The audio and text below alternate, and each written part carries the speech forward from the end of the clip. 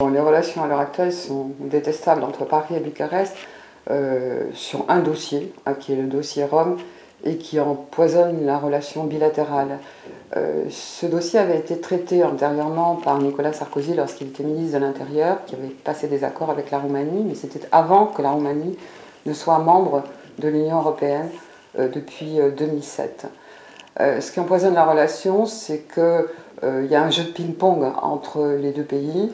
La France renvoie les Roms considérés comme illégaux, la Roumanie critique en considérant qu'il y a un non-respect des conventions européennes et de la libre circulation des populations.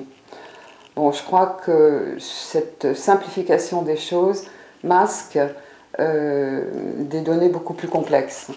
C'est-à-dire que la simplification, c'est d'ethniciser la sécurité.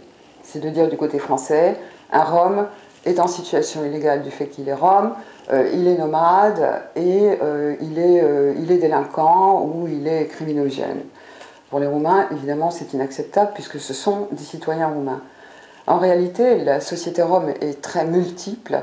Ce que nous voyons en France, c'est la société pauvre qui est mise au travail par des parrains, par des barons mafieux, qui ont pignon sur rue, et plus que ça, notamment dans l'ouest de la Roumanie, où il y a véritablement des bourgades de maisons splendides, de dizaines de pièces, de créativité architecturale, et énormément d'argent qui circule. Et ce sont ces parrains et ces barons que tant du côté de Paris que du côté de Bucarest, on doit traquer.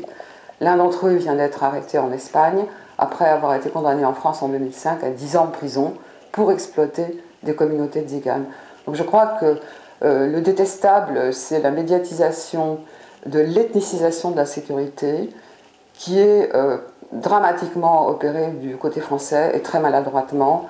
Ces retours collectifs sont une honte et sont complètement contre-productifs puisque de toute façon, les Roumains, Roms, ont parfaitement le droit de revenir et ont l'argent en poche pour revenir avec les 300 € qui leur sont donnés. Il y a une opinion publique et un gouvernement. L'opinion publique roumaine a traditionnellement une position de xénophobie à l'adresse des Roms. Et je dirais, dans la mesure où la xénophobie antisémite a disparu du fait de la disparition, de la quasi-disparition de la communauté juive, la xénophobie rome, qui était conjointe de celle de l'antisémitisme, a pris toute la place dans la société. Les Roms ne sont plus, mais ont été une société nomade, ce n'était pas une société paysanne, ce n'était pas une société orthodoxe, et la Roumanie fut pendant très longtemps un pays majoritairement rural, et toujours aujourd'hui, de majorité orthodoxe. Donc il y a un malaise vis-à-vis des Roms. Ils ont été intégrés pendant la période communiste, et c'est la transition qui les a ruinés.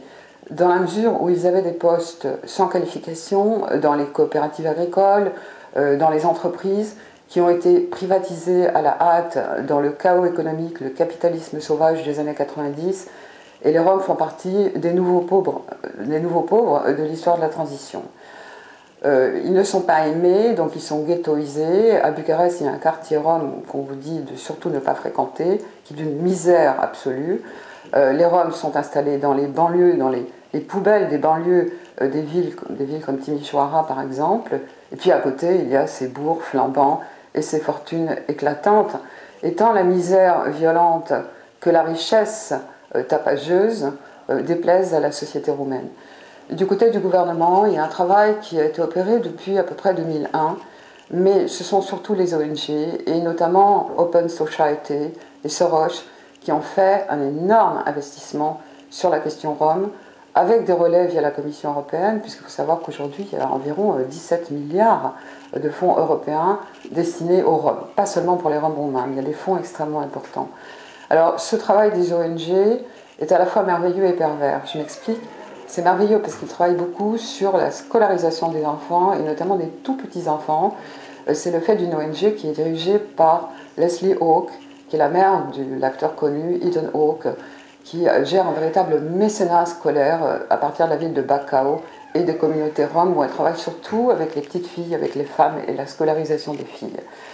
Mais la perversité de ce système ONG, c'est que du coup, il n'y a pas de politisation de la question rome. C'est-à-dire qu'il n'y a pas aucun parti politique ne prend en charge le problème rome, c'est-à-dire le problème de la pauvreté et de la sécurité lorsqu'il s'agit des parrains, de la mafia rome. Aucun parti politique n'énonce une position par rapport à la question rome. Le seul qui s'était lancé dans ce domaine, c'est le parti brun-rouge de la Grande Roumanie, avec son leader qui en 2000 proposait d'interner les Roms dans les camps de travail.